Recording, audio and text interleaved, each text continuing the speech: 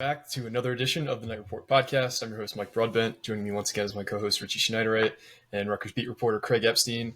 Guys, we got a lot to talk about today. We're going to go over the Pinstripe Bowl, the Rutgers 31-24 victory over Miami. We're going to go over the battle event, which was the high school showcase at Rutgers on Friday afternoon. All day at Friday, actually. And then we'll talk about Rutgers' disappointing showing yesterday against Stonehill. But let's kick it right off. Rutgers went up to the Bronx, took care of business against Miami, won 31-24 in what kind of is just the culmination of an emergent season for Schiano in the 2.0 era. Mm-hmm. It had basically the same script as a lot of our wins this season. So anybody who kind of has watched Rutgers all season kind of knew what to expect, but they executed that game plan. They were able to come away with a victory. Craig, just talk about high level what you thought about the bowl game, what this kind of means moving forward. Yeah, I thought it was a very entertaining game. It started off kind of interesting, where it looked like Rutgers was just going to run away with it. They were dominating. At one point, they were outgaining them like 147-6. They're up 14-0. So you figured to yourself, okay, maybe Rutgers is just physically just a better team. So they looked like they were running away with it. But then Miami answered with 17 straight points. And now it looked like Miami was going to kind of run away with it. So it's just back and forth game, but then the game completely flipped on the Trevor Yeboah-Cody blocking the punt, Timmy Ward recovering in the end zone. I mean, that was the turning point of the game, really. And Rutgers kind of just rolled from there on. I know they gave up that Miami score at the end, and they almost gave up they did give up the onside kick. So I guess there was a shot there at Miami for the end and would have probably ruined my article and a lot of people's hopes and dreams. But thankfully, Rutgers got the stop after 4 plays, and that was the game. And really, really a big win. I mean, it's a bowl game. It's kind of first win against Miami, so you kind of exercise that demon from the old, Big East days. So that was kind of cool. That was kind of the cool aspect of this game, was the fact that they weren't facing like a boring kind of, maybe like a MAC or kind of boring team like that. They faced a team that they have history with. So the fact that they beat Miami, got the win in an exciting fashion, and now going forward, I mean, we've talked about it before, and I'm sure we'll talk about it many more times. The fact that next year, there's a lot of expectations for next year. Now that basically almost the entire defense is coming back, they're probably going to bring in a quarterback to compete with Gavin. So really, and obviously Kyle Monungai, the guy who was basically the best player all year, coming back. That's huge. So the fact that they're bringing so many guys back, the schedule seems to be easier than it was this year. If they can get some, probably decent quarterback play out of whoever it is next year, really, this could potentially be like an 8+ win team, in my opinion. Yeah, for sure. What about you, Rich? First off, Craig, don't hate on the MAC. The MAC is fun. It's fun to watch. So some action. Yeah, fair enough. That's fun. That's not some like nobody team. They're fun to watch. But typical game. Gavin gets to throw like 6 passes in the first drive. We don't see him again throw another pass for like, I don't know, the next 10 minutes, 20 minutes, something like that. He actually looked pretty good on that first drive, and then just nothing after that. Kyle Monungai carried the way as usual. They gave up the lead, or came close to giving up the lead in the third quarter. They did give up the lead in this scenario, but most of these games have played out the same exact way, like Mike said. It's nothing crazy. It's the same exact script over and over and over again. Rutgers ends up winning in the end because of special teams, because they're just that good at it. 3 blocked kicks this year, the most in the country, or tied for the most, I think it was. So I think, honestly, it was just a typical Rutgers game. They couldn't have won in any other fashion. They did give up some yards to the backup quarterback, and Kyle Monungai on the hands team, I thought he should have caught that, of all people, and made it a little closer than it should have. But overall, a pretty good game. And you didn't even mention Sam Brown kind of looked like he returned to form a bit. So that's really good news for next year. But so like you said, they could be an 8-win team next year, pending. I hate to say it, I don't want to harp on this, but if they have a good quarterback next year, they could be an 8-win team. Yeah, it'll be great to get some of the load off Kyle Monungai, not only for just keeping him healthy, but if you have another season like this where you're just loading him up with as many carries as Rutgers did, it's going to hurt his NFL draft stock, because they're going to be able to scrutinize that. Oh yeah, but he was fantastic on Saturday, or on Thursday. I'm sorry. Mm-hmm.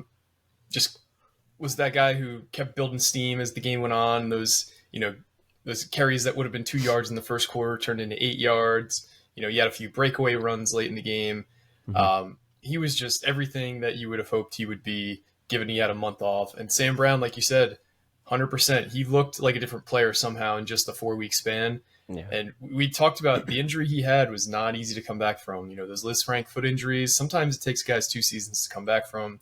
So really glad to see him back to form, because we could have a pretty awesome 1-2 hammer at running back next year. But you're kind of talking about the quarterback, and it really was a lot of the same script. We've seen Gavin come out with hot starts plenty of times this year. In this game, he started 5 for 7. Like you said, he was hitting open receivers. Things were looking good. And then after he starts 5 for 7, he finishes 2 for 8. In the third quarter, in the same drive, he threw 2 passes in the same possession where he went 3 and out, which both of them should have been picked. Yep. Thankfully, both of them fell to the turf. But after he threw those 2 passes, he didn't get another attempt the rest of the game. They had 16 straight rushing attempts to close it out. The game was way closer than it should have been at the end, with the, how bad the refereeing was. It seemed like, we were playing against 14 men in the fourth quarter with all the referees. Just every single time there was either an incompletion or, a 50-50 play, they were calling a flag. And like you said, the hands team gaff, and thankfully Rutgers was able to stop him. But at points, you see why a mobile quarterback can be so dangerous. Jakari Brown just extended so many plays and just picked up 8 yards whenever he really wanted to on the ground. I thought, if you were to tell me there was one quarterback in this game who was making his first start and another one who's making his 25th start or whatever it is, I think we probably would have both reversed the roles there. We probably would have said Gavin's probably the guy making his first start and Jakari's making his 25th. He really impressed me. But yeah, this is, like we've been talking about, if you've watched Rutgers this year and you saw this game, you should have expected it. Like, this is exactly how Rutgers likes to win games, at least this year. And they executed the game plan. They just out-toughed Miami, because Miami did not want the smoke by the end of the game. Like, I know they were chirping a lot at the beginning of the game. They were doing some really kind of stupid shady stuff after plays. Like, Robert Longerbeam got hit after a play. A couple other instances like that. But, Rutgers won. And you got to take that every day of the week, winning a bowl game. I did think some of the stuff Shiano said after the game was super interesting. You guys, I know, Craig, you were at the presser. I think you were too, Richie. But I thought 2 things really stood out to me. One is when he was talking about some reporter asked him about Trevor Eboa Cody, how Greg found him and his story. And Greg was saying that he coached his dad and his uncle at, and he's kind of hesitated for a second, a school out in Pennsylvania who's also in our conference. So I think he's trying to start some rivalry stuff up with Penn State. I know that, Kyle Flood used to call them that team in Pennsylvania or something like that. Yeah. So I thought that was interesting. And another is Greg kind of went out of his way to talk about how we're going to have transfer portal guys on campus starting this upcoming weekend, multiple times in that interview. He said, I think, at least 3 times, talking about transfer portal visitors starting this next weekend. Did you guys also find that interesting? Because typically after a big bowl game like this, the coach doesn't go out of his way to say reinforcements are on their way and we're going to, find ways to make this team better. What were you guys' thoughts on that? It's no secret. They want a quarterback. They're going to get a quarterback, but I think they need more help than that too. And I think they realize that. They need a tight end, clearly. They literally don't have one at the moment. It's just a bunch of young guys, and Higgins and Logan Blake. Who am I missing? Konopka, maybe, if he sticks around. Yeah, Higgins, Blake, and Konopka, the 3 main guys there. Yeah, and then you're bringing in 2 freshmen, but they're not really going to do much to start the season. I can't expect much out of them, I should say. You need offensive line help, too. You need it bad. You're losing Dunlap. You're losing Sutton. It's 2 of your starters. It's not – I shouldn't say it's super shocking. I just don't know. They're complaining about NIL, but they're bringing in transfers maybe. So who knows? Maybe these aren't NIL-related transfers. I doubt it.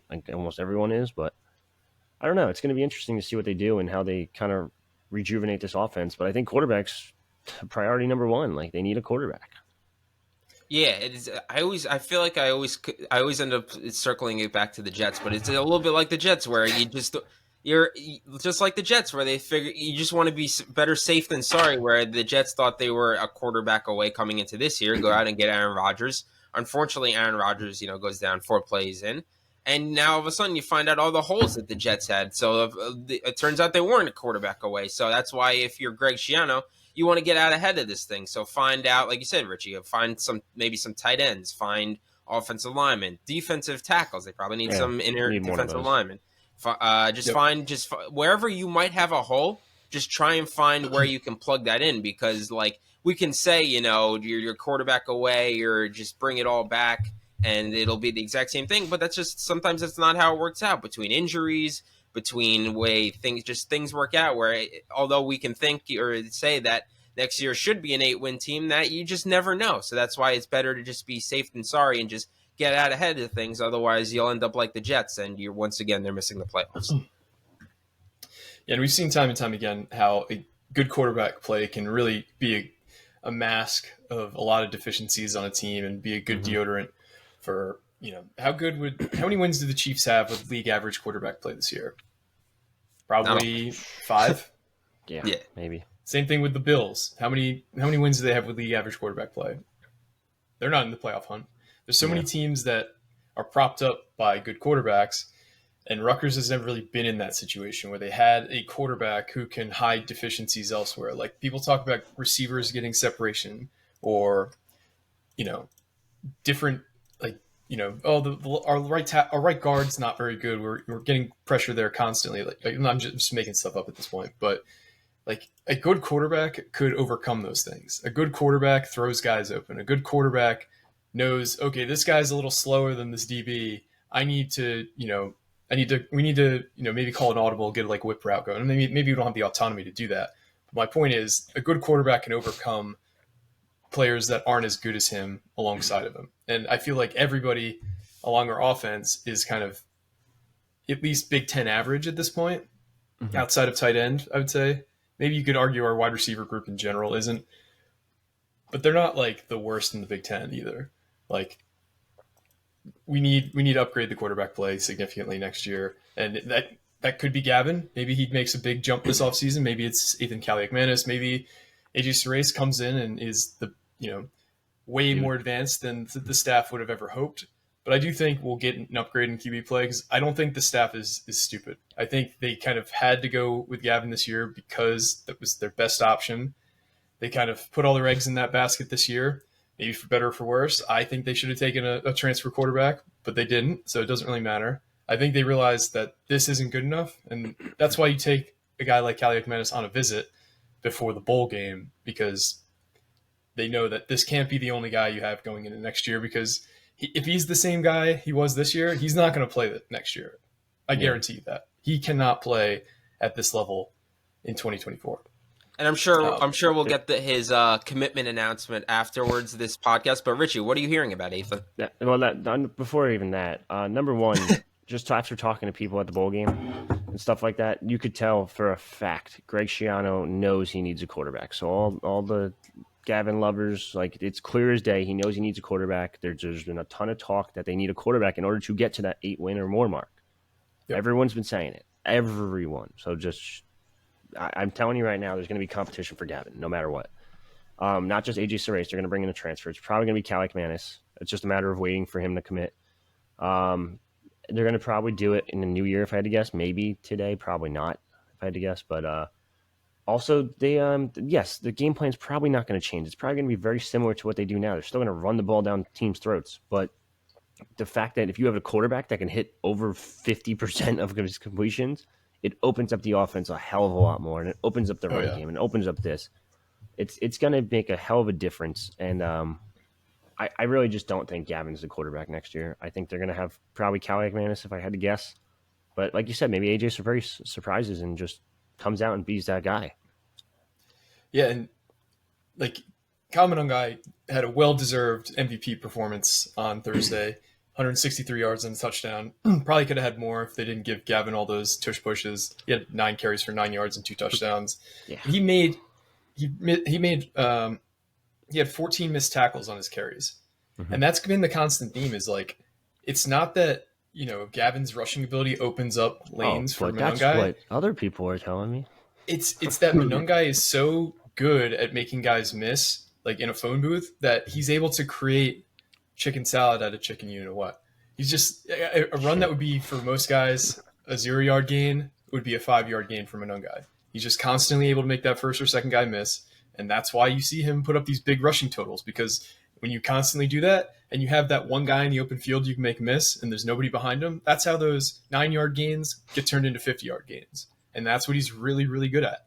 And that's what we saw to Sam Brown last year for, the 4 games he played.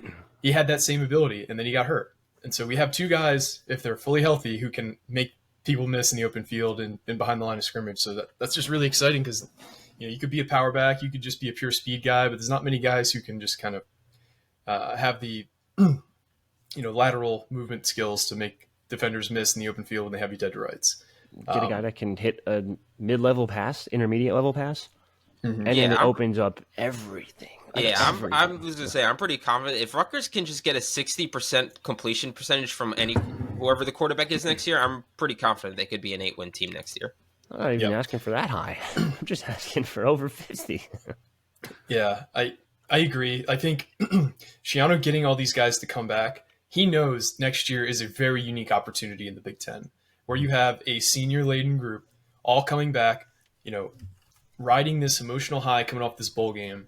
They've all played together. Like, you could have a ton of talent, but if they're not kind of integrated like Rutgers is right now, like you look at Miami, they had one of the best recruiting classes in the country the last few years, and they had all these high-level transfers.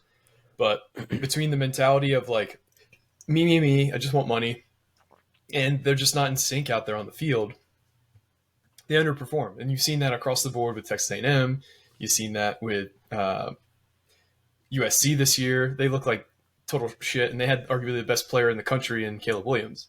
So I do think there's something that's unspoken about just a team that has been through wars together and knows, where his teammates are going to be at any time on the field, knows the scheme. They're on year 3 of Harris-Simiak next year.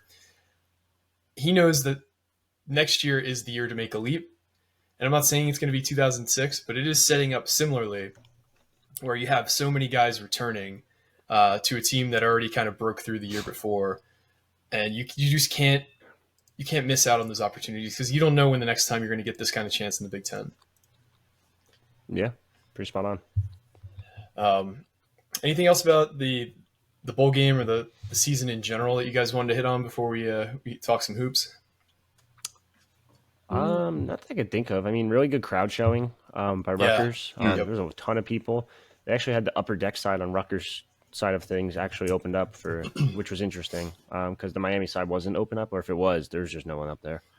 But yeah, no, I mean, really good showing from Rutgers. We saw a ton on the train on the way in. I'm sure a bunch of others just drove and stuff. Big showing at Billy's as you saw in the videos and everything. Mike, you were there, so you could speak more towards that. But yeah, no, really good showing by Rutgers. Yeah, so I'll talk about Billy's real quick. Billy's was where the Rutgers Alumni Association and Night Report, I think you co-sponsored it, but they had an event there. If you've ever been to Billy's, it's right across the street from Yankee Stadium. The event didn't actually fully start until 11. Doors opened at 10. I got there at 10:15, and that place was basically 3/4 full already at 10:15. By 10:30, it was just like ass to ass throughout the entire place. Like you could not move around. So that place was totally jam-packed with 95% Rutgers fans. And I would say Yankee Stadium was about 75% Rutgers fans. It was a great overall showing. I think everybody wants to be enthusiastic about this program. They're finally getting a reason to be enthusiastic. And I think next year could be an all-timer. I really believe that. And I was going to say, Mike, the one question I think everybody's wondering is, did you win those Greg Schiano worn shoes? I did not, thankfully. And I say thankfully because I don't want some stinky ass shoes in my apartment. Like where do you even put those things? Covered in Gatorade. Covered in Gatorade. If I was to win them, I would just probably got turf pellets in them. Oh no, that wasn't turf, it was grass, but it's probably got some grass in it. I would either donate them to some kind of super fan or auction them for charity or something like that. I don't particularly care about getting some guy's shoes. I like the idea. It's just the shoes itself. They're brutal. They're like Merrells. They're like hiking shoes. They are those Terex. That's Adidas's like activewear brand, like for hiking and stuff. They were Adidas Terex shoes. So those are like for like light hiking. Yeah, I'm good. Yeah. Well, the way Shiano moves around along the sideline, he kind of is a hike, so I guess it makes sense. Yeah, that's true. That's so great season for the football team. Finished with a bowl game, winning record for the first time since 2014, a bowl game victory since the first time since 2014. Kind of exceeded most people's expectations this year. So hopefully we could take the next step next year, maybe get into the 8-9 win territory. Because hear me out, I don't have my tinfoil here. Playoff expands to 12 next year. If we get above average quarterback play with our schedule, I think we have an outside chance at the playoff. And this time next year, this pod could be a preview pod. This could be. And I'm not saying it's going to happen, but if we're tracking with 2006, like I said, Rutgers finished that season ranked 12th in the AP. So we shall see. At least. You got to get to 10 wins. Yep. Got to have some kind of upset, but I think it's not totally crazy to start thinking those kind of things if we get the quarterback situation settled. All right, Let's move on to some basketball. On Friday afternoon, all day Friday, there was an event at the RAC. It was called The Battle. It was a high school showcase. Last year they had it as well, and Gavin Griffith's team played in it. This year they had 3 of Rutgers' top commits playing in this game, or at least their high school teams playing in this game. Lathan Somerville's team, Don Bosco and McEachern for Ace Bailey. Rich, you were at the event. Just talk about kind of the vibes from it, who you thought really stood out. I know Dylan didn't play because he tweaked his knee, but there were some really high-level standout performances there. Yeah, I guess just starting from the beginning, which was the first game of Lathan Somerville's team versus that college Achieve Prep, which is like the new school down in Asbury Park that's got the old Roselle Catholic head coach. It's interesting. So that team's really not that good yet because they have a lot of sit-out transfers due to the NCAA transfer rules, or the NJSIAA transfer rules. So they're kind of just waiting till January for the most part, just trying to make filler games. They actually don't have enough games to make states, I was told. And somehow they're Group 1, too, which is going to be ridiculous because they're going to have superstars eligible in January against Group 1 schools. That's just all bets are off. But, Lathan had a hell of a game. Showed off his handles, showed off his entire skill set for the most part. Former guard, so it's not too crazy to see him crossing people up for those that know. But if you didn't know and you see a 7-foot guy just cross up a guard or a wing, it's like, oh, shit, what's going on? Yeah. But what did he finish with? I'm looking at it now. 28, 8, and 3. So, I mean, pretty damn good game. He's definitely getting a lot better. I really think at this point he might be a starter next year just because they don't have a big man, kind of. And it'll be refreshing to have an offensive threat from the big man position. I do want to put out his full line because it's just he was so efficient. He had 28 points on 10 of 15 shooting. That included 3 of 4 from the 3-point line, and 5 of 5 on free throws, 8 rebounds, 4 blocks, 3 assists. But he did have 7 turnovers. And thanks to Fonseca for compiling all that. I just read off his tweet basically. But insane offensive player for a kid who's 17 at 6'10", 250. He's going to be fun to watch. Absolute freak. Watched him, and then what was the second game? Second game was Hudson Catholic versus Patrick School, and it was actually a closer game than I thought. You could just see the high-level talent between those two teams. Patrick School ended up beating Don Bosco earlier this week, too. So they're a really good team. There's a ton of guys there, but no one really to watch. The one maybe guy to watch was Brandon Lee Jr., who came to Rutgers on a visit a month ago. His dad's like the first ever Puerto Rican NBA champ, I think it was. Something like that. I shouldn't say something like that. It was that, actually. And Hudson Catholic has Tahad Pettiford. Geez, I can't talk this morning. And he's one of the best guards in the country. I think I forget what he is, top 20, something like that. He's going to Auburn. He's a 5-star. Yep. Yeah, he's really, really good. Good friends with Dylan, something to note. After that was the game that kind of got everyone really excited was the Overtime Elite Series game versus Joey Pham and RWE, Rod Wave Elite. It's basically an AAU game when you watched it. Like, it was just complete athleticism up and down the court. No one can run with those guys whatsoever. Peyton Marshall's just a massive big man going to Missouri. He's an old school. I'm going to play 10 minutes and then get subbed out for the next 10 minutes because he needs a break. But he's like 7 foot, like 260 maybe. Like, he's huge. He's just a massive human being. Ian Jackson, who's like number 6 in the country in this year's class, was going to North Carolina, was just pulling from like everywhere, from like the Jersey Mike's logo, like 6 feet beyond the arc at the top of the key, like, and just nailing threes. Delquan Warren was out there. We got to watch him a little bit. He looks really good, actually. He had I think it was a damn near triple double at one point. Actually, I don't even see the box score on this one, but he had like 10 and 8, I think it was, or 10 and 9. He had a couple assists, a couple blocks. He was really good, actually. I was very impressed with his offensive skill set for a guy that really doesn't have one. Then what was the last one? Cardinal Hayes Don Bosco. Dylan didn't play. Kiner Asperola really didn't impress me too much this game. He impressed me more when I saw him versus McEachern at the City of Palms a couple weeks ago. But Brady Coughlin, by far the best shooter on that Don Bosco team. That team is just built for Harper, basically. It's got a big man who can rebound and a bunch of shooters and defenders next to him. Like, it's built for him. But they still ended up crushing that Cardinal Hayes team, which is a pretty decent New York team.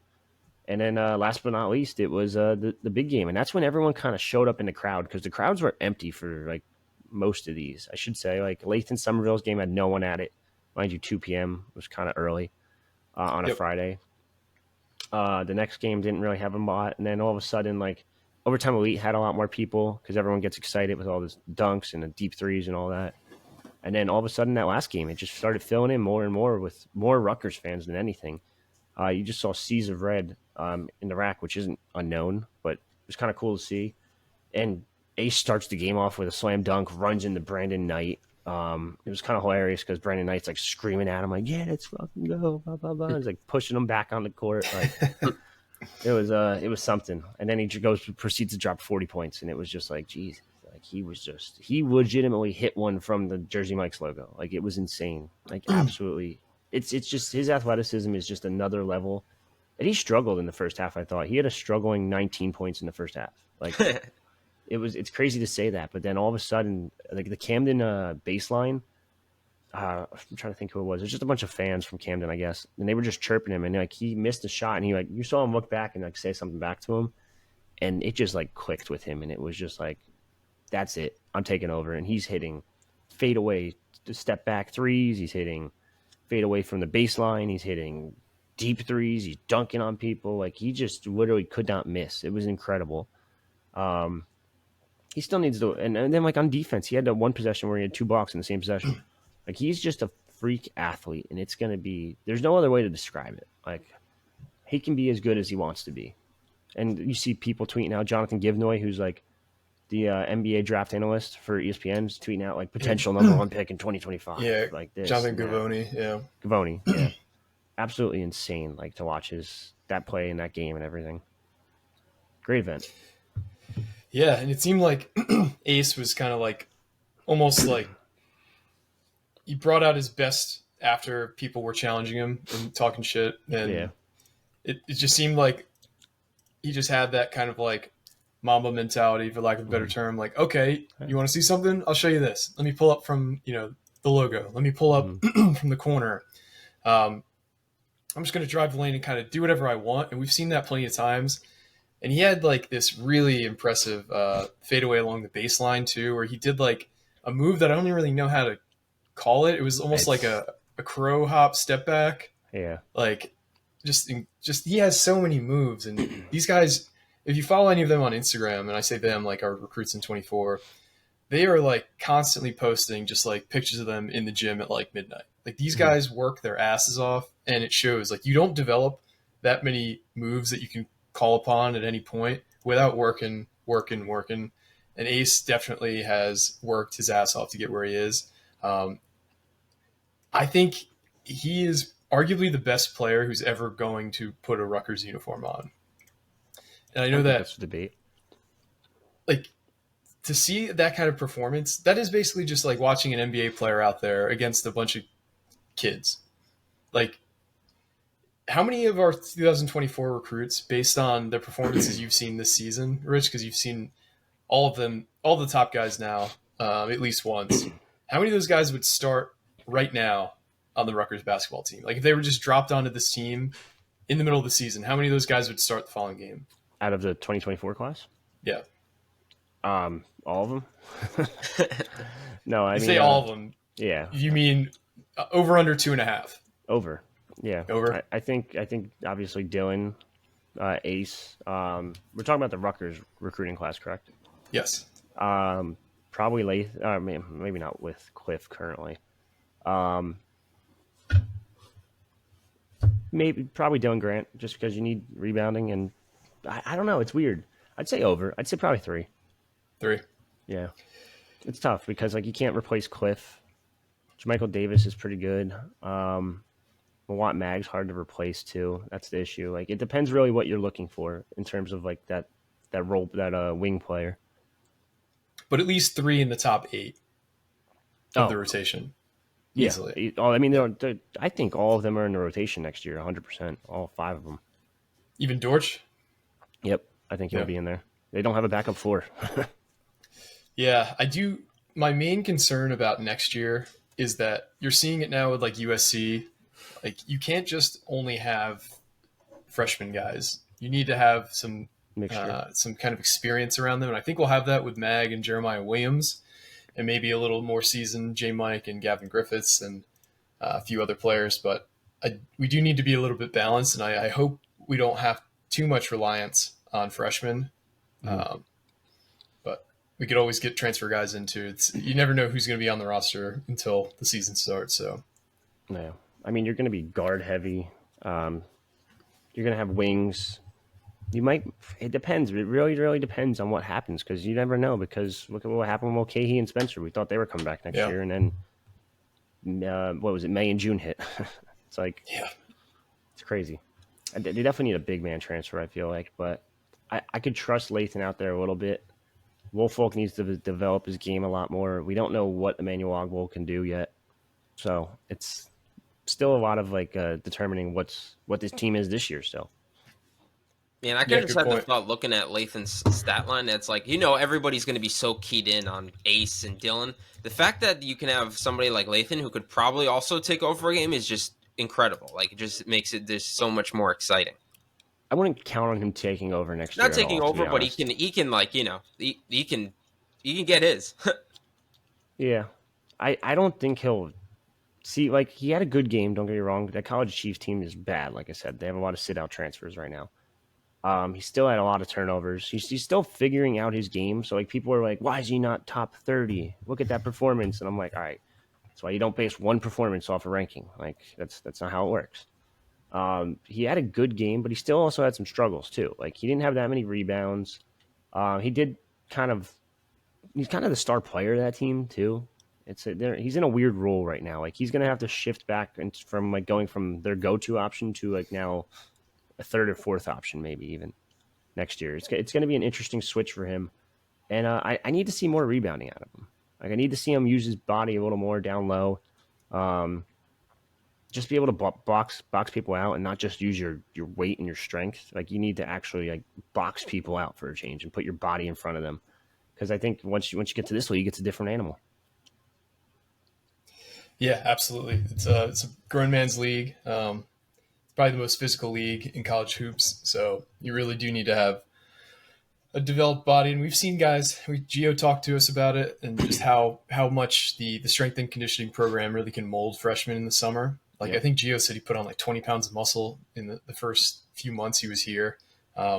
So they'll get these guys ready. And if you look at a guy like Dylan has a college body already.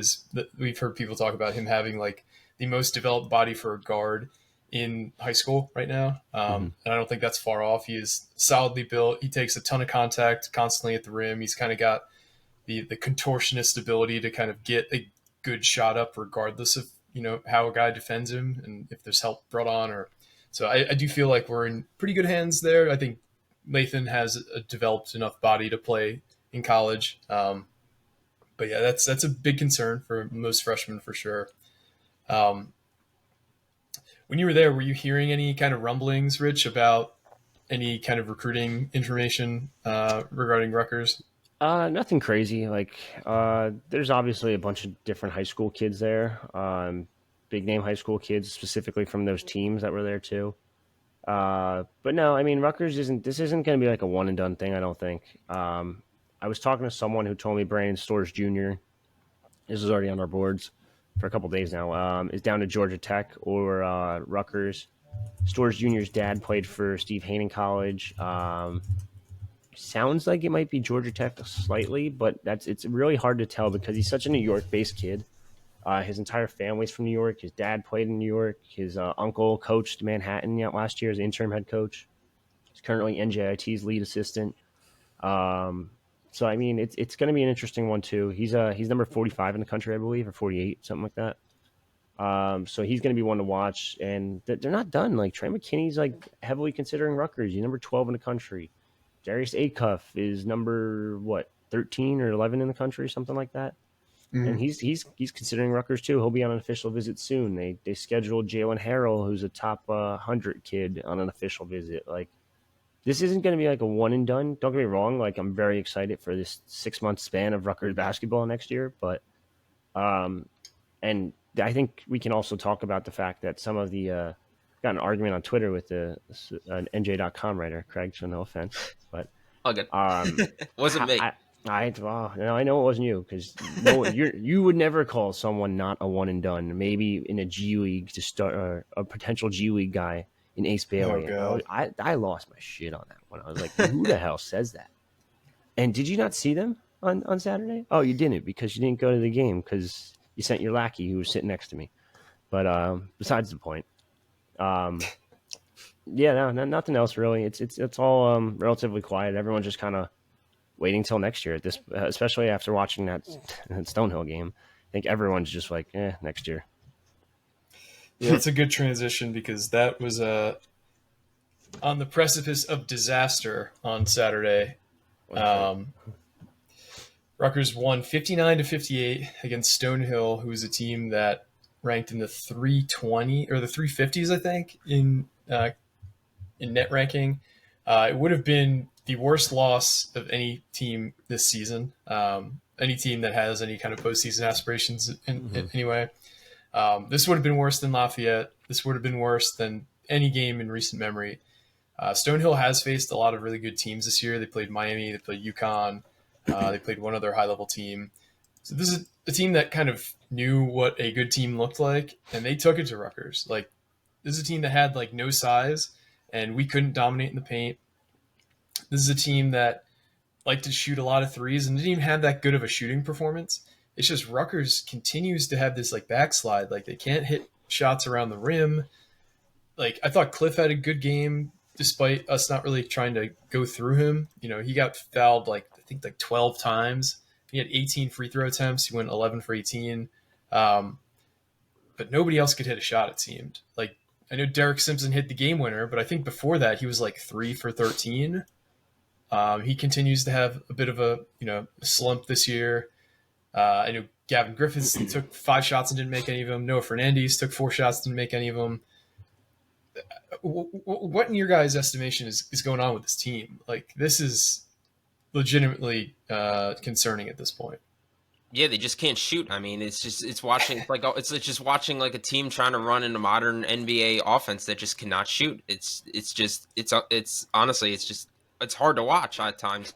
The fact that they're lucky they're playing Stonehill, because if they faced literally just about any other team probably in the country, they would have gotten probably run out of the gym with a performance like that. I mean, between just just can't shoot, and they struggle with rebounding. And luckily enough, like you said, Cliff had a decent game yesterday, but other than that, nobody really played well. And it's just really just, I mean, they came away with the win. You don't want to take away the fact they came away with a win, but I mean, it's really, it just, at that point, it doesn't even feel like they really won, because the fact that it came down to really, you were one less shot away from losing to Stonehill. Like, it's just, that can't happen. So you basically just went from, okay, your season, like if they lost to Stonehill, season's over. Forget it. It's up in smoke. We're for next year. But now it's just like, okay, like there's still, I guess, somewhat of there's still, math calculation wise, you're still in it. But really, I mean, how do you expect to win really any games in the Big Ten if you're going to play like this? I mean, they're not going to play every game like this. You would think throughout the Big Ten slate, there's going to be at least a couple games here and there that they, magically start making some shots. But really, if this is the team that we're going to get going forward, this season is just going to be nothing. There's not going to be they're not going to make the tournament, and they're probably not even going to make the NIT. It's just this can't happen. Yeah, I mean, you hit the nail on the head. It's just an ugly shooting performance. They can't get the ball in the hoop between layups even. I just thought the team as a whole just can't shoot. The guards are just pathetic. Like Noah Fernandes is either the worst guard in the country or he's average at best. Like he's struggling. Gavin Griffiths, I don't know if it's a confidence thing. I don't know what it is, but he just can't find his shot whatsoever.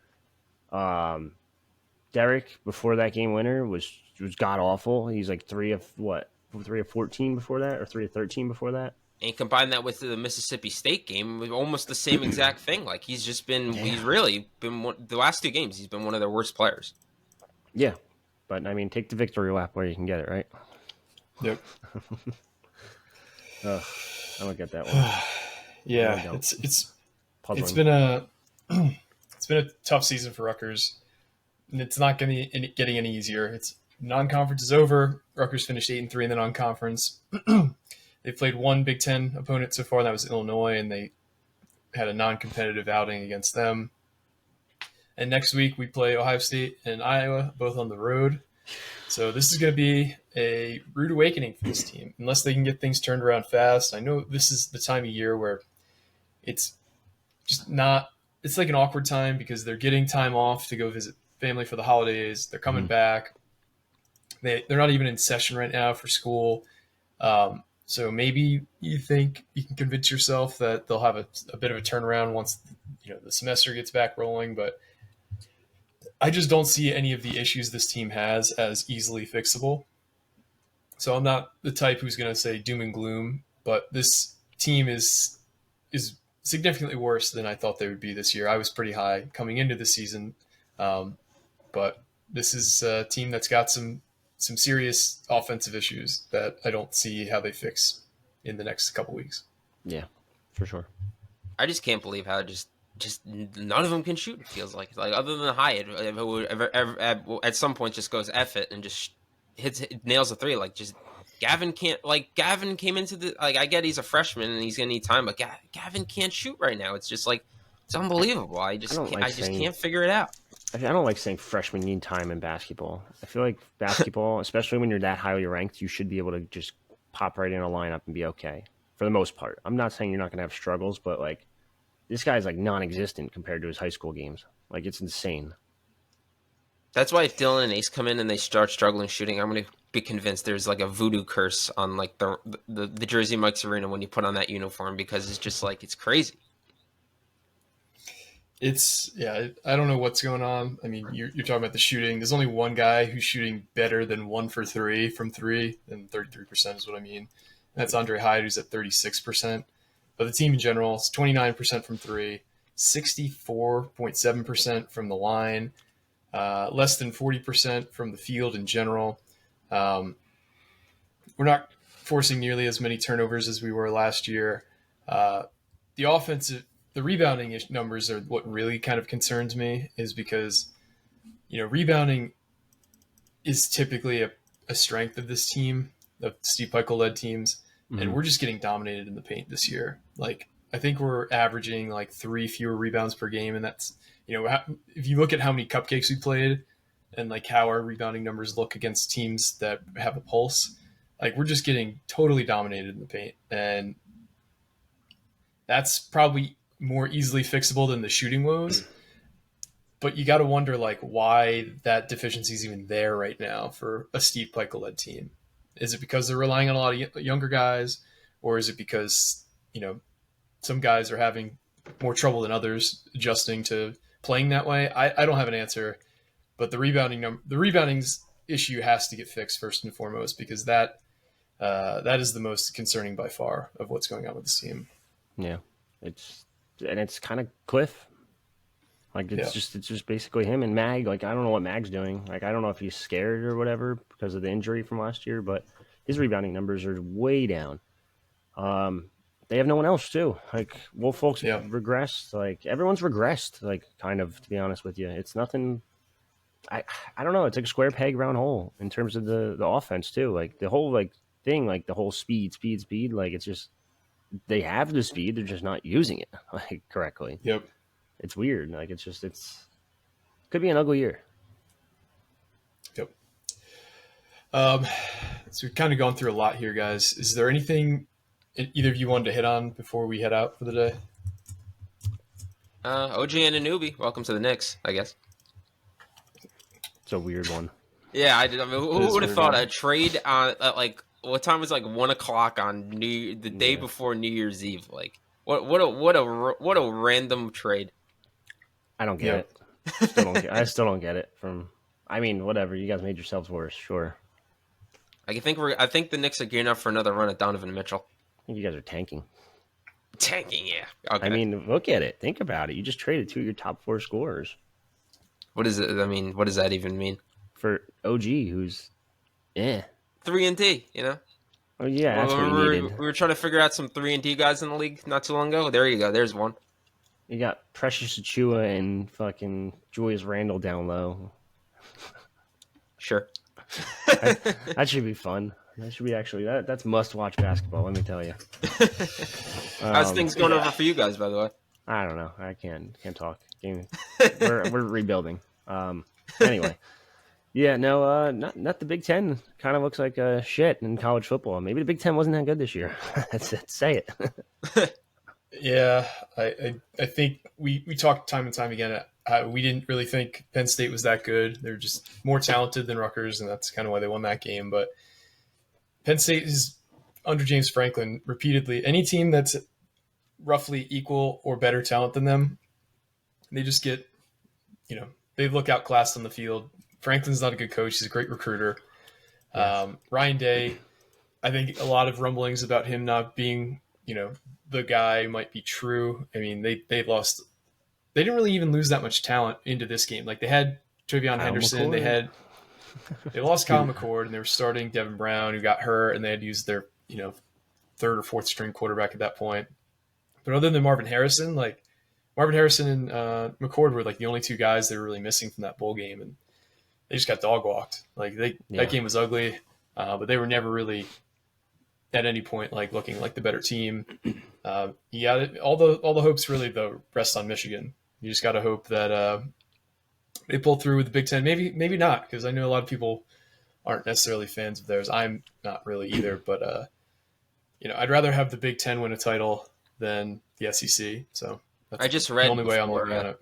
Yeah, I was to say before we started, I read that Harbaugh hired a NFL guy as his agent now. I mean, so I guess there's kind of smoke there that maybe he's going back to the. Literally just signed a contract extension. So what? I don't think he's going anywhere. Not today. Like a week or 2 ago. You never know with him. But recruiting wise, we had a big visitor yesterday for the basketball, a class of 26 kid who was the top 65 guy. We have another top visitor coming for an official visit in January, Jalen Harrell, who visited, I believe, in the summertime. He visited recently, September. So keep a lookout for him. Transfer portal guys are going to be coming this upcoming weekend. We're going to work as hard as we can to get a full list of that. So just stay tuned, because there will be a bunch of recruiting news coming in the short term. Maybe some commitment podcasts or 2. Things break the right way. But I want to apologize for the hiatus. I had a lot of family stuff going on. My grandparents were up. I only really get to see them once a year. My brother was up. I only get to see him like once or twice a year. Richie's been dealing with Been dead. Yeah, he doesn't I don't even even really know know. what he had, but he's just been kind of laid out, Yeah, fighting through it. it's been rough. So really appreciate you guys' patience, but we wanted to get something out to you guys before this information really wasn't useful anymore. But for me and the guys, this has been another edition of the Night Report podcast. Signing off.